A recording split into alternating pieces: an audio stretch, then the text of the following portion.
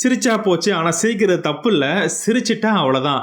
சிரிப்பு வருது சித்தப்பா, இந்த பாய்க்கு ராடா கண்ணம்மாட்டா பாய்க்கு ராடா.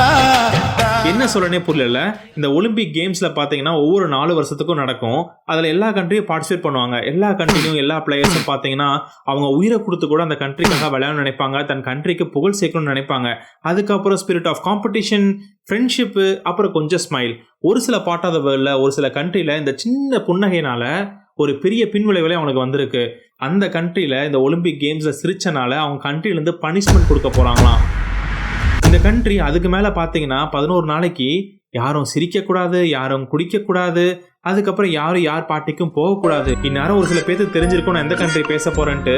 வேற யாரும் இல்ல, நார்த் கொரியா தான். இந்த பதிவை கடைசி வரைக்கும் கேளுங்க, ரொம்ப இன்ட்ரெஸ்டிங்காவே இருக்கும், ரொம்ப பயங்கரமாவும் இருக்கும். ஒரு நிமிஷம், நீங்க சப்ஸ்கிரைப் பண்ணலாம், மறக்காம சப்ஸ்கிரைப் பண்ணுங்க.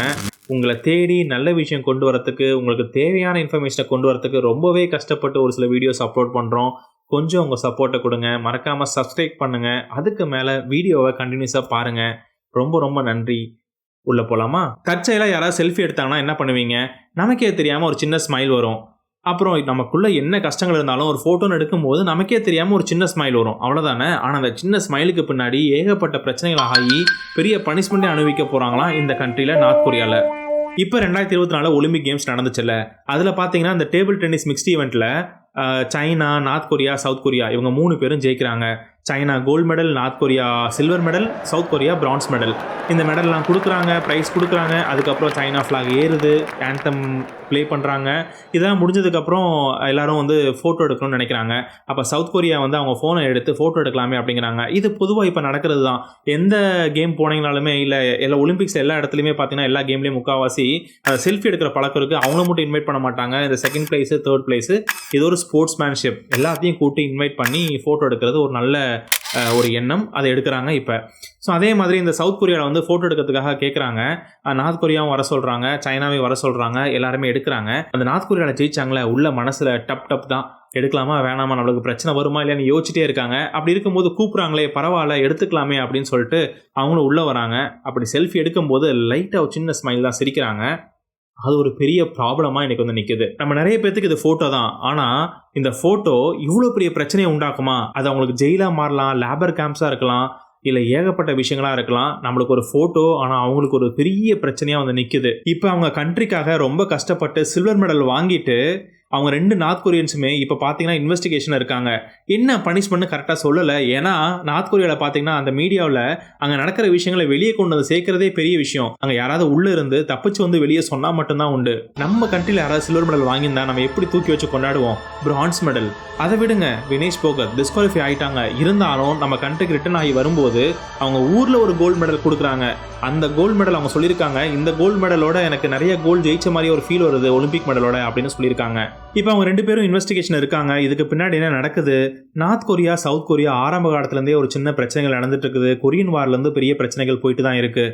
இந்த நார்த் கொரியா சவுத் கொரியா மேலே ரெஸ்ட்ரிக்ஷன் வைக்கிறதும், சவுத் கொரியா நார்த் கொரியா மேலே ரெஸ்ட்ரிக்ஷன் வைக்கிறதும் போயிட்டு தான் இருக்குது. இப்போ அந்த 2 பேரும் ஒரு பெரிய இன்வெஸ்டிகேஷனில் என்ன பனிஷ்மெண்ட் கொடுப்பாங்கன்னு தெரியாமல் நிறைய பேர் எதிர்பார்த்துட்டு இருக்காங்க. அவ்வளோ பெரிய பிரச்சனைகள் அங்கே நார்த் கொரியாவில் போயிட்டு இருக்கு. என்ன பண்ணோம், ஒருத்தர் தானே ஜென்டில் ஸ்மைல் பண்ணார்னு சொன்னேன், இன்னொருத்தர் என்ன பண்ணாரு? அவருக்கு ஏன் பனிஷ்மெண்ட் கேட்குறீங்க? கரெக்டா? இந்த ஃபோட்டோவில் கூட பார்த்தீங்கன்னா அந்த ஒருத்தர் சிரிக்காம ஸ்மைலிங் கூட காமிக்காம கொஞ்சம் வெறப்பா தான் இருக்காரு. இன்னொருத்தர் லைட்டாக ஜென்டிலாக ஸ்மைல் பண்ணிட்டாங்க அப்பவே ஆன் போடியத்தில். இன்னொருத்தர் பார்த்தீங்கன்னா அப்போ சிரிக்காதவர் ஸ்டேஜ் விட்டு இறங்கி கொஞ்சம் தூரம் போனதுக்கப்புறம் சைனா அவங்க செல்ஃபி எடுக்க ட்ரை பண்ணுறாங்க. அப்போ வந்து ஃபோட்டோக்கு போஸ்ட் கொடுத்துட்டு அவர் லைட்டாக ஸ்மைல் பண்ணியிருக்காரு. ஸோ 2 பேருமே ஸ்மைல் பண்ணிட்டாங்க. நார்த் கொரியன்ஸ் அத்தாரிட்டி அதை பார்த்துட்டாங்க. இப்போ அவங்க ஒரு பெரிய இன்வெஸ்டிகேஷன் இருக்காங்க. இன்னும் இந்த பதிவு முடியல. இதுக்கு பின்னாடி பெரிய விளைவுகள் இருக்கு. இதுக்கு பின்னாடி இன்னும் ஒரு சில விஷயங்கள் நான் சொன்னேன்னா என்னடா இப்படியா நடக்குமா அப்படிங்கிற மாதிரியே இருக்கும் உங்களுக்கு. ஒலிம்பிக்ஸ்லாம் முடிஞ்சதுக்கு அப்புறம் நார்த் கொரியாவுக்கு ரிட்டர்ன் ஆகுறாங்க அவங்களோட அத்லெட்ஸ். அதுக்கப்புறம் பார்த்தீங்கன்னா அவங்களோட ஸ்போர்ட்ஸ் மினிஸ்ட்ரியே ஒரு ப்ரோக்ராம் ஆர்கனைஸ் பண்ணுறாங்க. அதுக்கு பேர் கிளென்ஸ் ப்ரோக்ராம். இந்த அத்லெட்ஸ் எல்லாருமே பார்த்தீங்கன்னா அந்த கிளென்ஸ் ப்ரோக்ராம் கண்டிப்பாக மேண்டேட்டரியாக போயே ஆகணும். அப்படி என்ன பண்ணுறாங்கன்னு பார்த்தீங்கன்னா ஒரு 3 லெவல் ஆஃப் ஐடியாலஜிக்கல் அசஸ்மெண்ட் பண்ணுறாங்க. என்ன பண்ணுவாங்கன்னா அங்கே இருக்க அத்தாரிட்டிஸ் வந்து எல்லா ஆஸ்பெக்ட் ஆஃப் அந்த அத்லெட்ஸை பார்ப்பாங்க. ஃபார் எக்ஸாம்பிள் வந்து அவங்களோட மெத்தடாலஜி மாறுதா, அவங்களோட மைண்ட் செட் மாறி இருக்கா, அவங்க பிஹேவியர் மாறி இருக்கா, அவங்க ஆட்டிடியூட் மாறி இருக்கா, இது எல்லாமே செக் பண்ணப்படுறாங்க.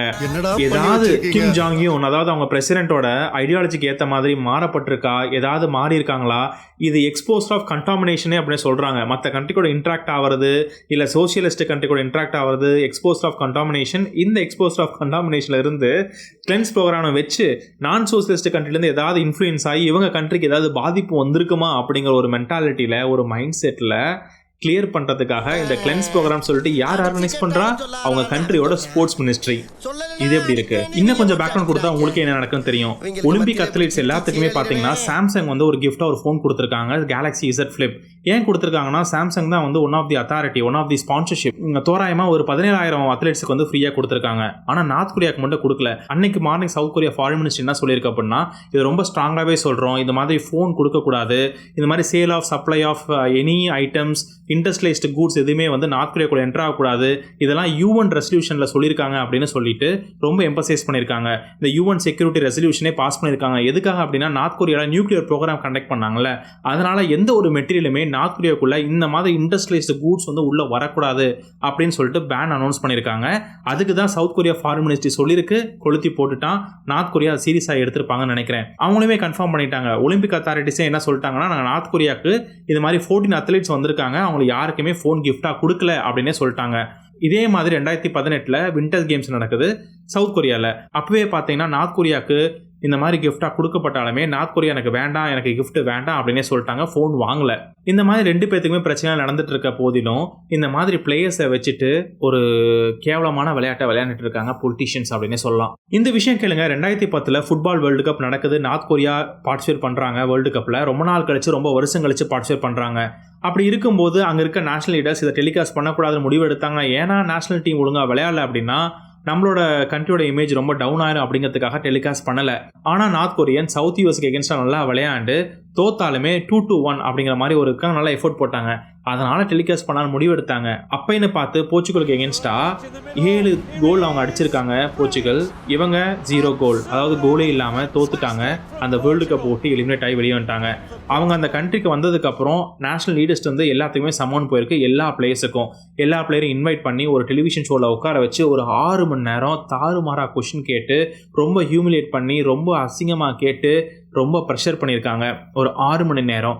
அது கூட யார் தெரியுமா வந்தால் அவங்களோட ஸ்போர்ட்ஸ் மினிஸ்ட்ரியும் அதோட மெம்பரும் வந்திருக்காங்க. அவங்க கூட சேர்ந்து எல்லாருமே கொஷின் கேட்டு வேறு வழி இல்லாமல் இந்த பிளேயர்ஸ் வந்து இந்த கோச் தான் காரணம் சொல்ல போய் அந்த கோச்சுக்கு ஒரு பெரிய பனிஷ்மெண்ட் கொடுத்து கண்டிப்பாக நீ கன்ஸ்ட்ரக்ஷன் ஒர்க் தான் பண்ணணும்னு ஸ்பெசிஃபிக்காக சொல்லிட்டாங்க.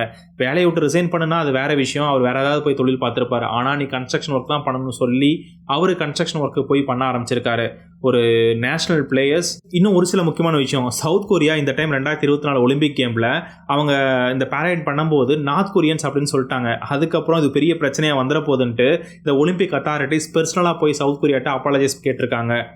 இதே மாதிரி நிறைய கேம்ஸில் பார்த்தீங்கன்னா இது ஒரு இன்டர்நேஷனல் ஃபோரமில் இதெல்லாம் நடக்குது. இதே மாதிரி 2023 ஏஷியன் கேம்ஸில் சவுத் கொரியன் ஷூட்டர்ஸ் வந்து நார்த் கொரியன் ஷூட்டர்ஸை ஜெயிச்சிருக்காங்க. 2 பேரும் ஒரே போட்டியில் நிற்கிறாங்க. அப்படி இருக்கும்போது வாங்க ஒரு ஃபோட்டோ எடுத்துக்கலாம் அப்படின்னு கேட்குறாங்க. ஆனால் நார்த் கொரியன்ஸ் கொஞ்சம் கூட செவி சாய்க்காமல் அமைதியாக நின்னாங்க.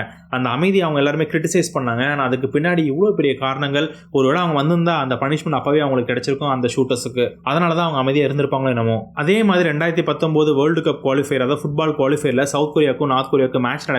சவுத் கொரியாவில் இது ஒரு பெரிய வாராவே பார்த்தாங்க. இந்த வாரில் கண்டிப்பாக நம்ம ஜெயிக்கணும் அப்படின்னு முடிவு எடுத்துகிட்டு போனாங்க.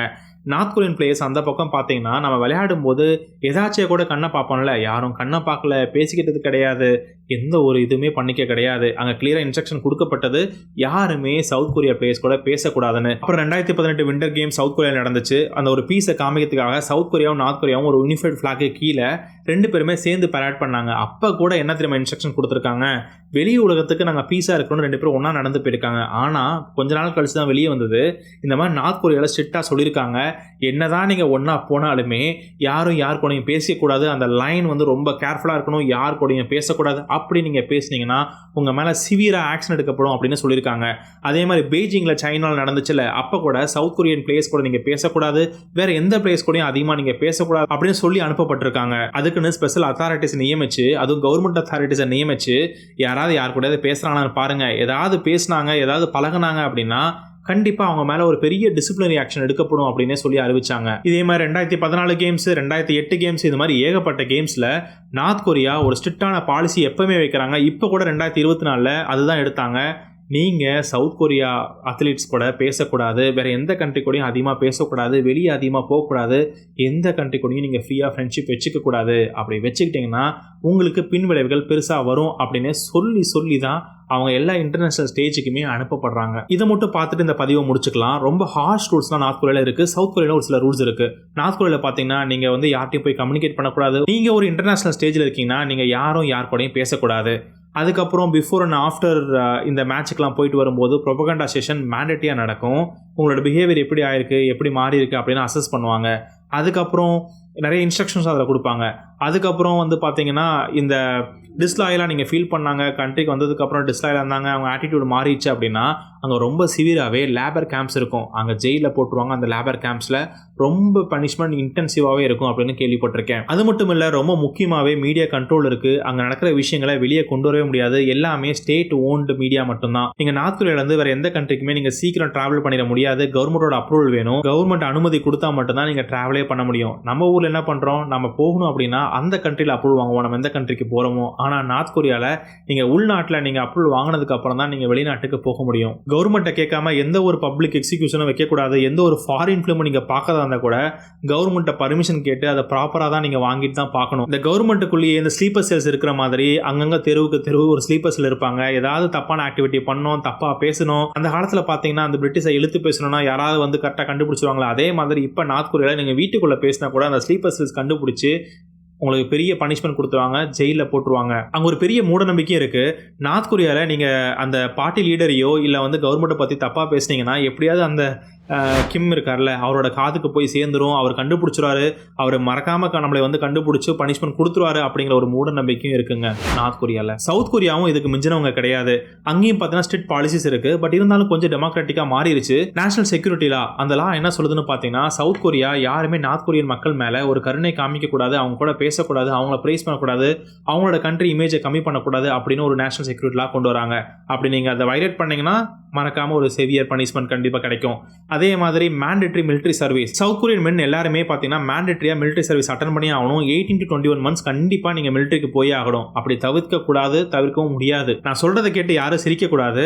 கிம் இருக்கார்ல, இப்போ 2 வருஷத்துக்கு முன்னாடி அவங்க அப்பாவோட டெத் ஆனிவர்சரி வந்துச்சு, அதாவது 10th டெத் ஆனிவர்சரி.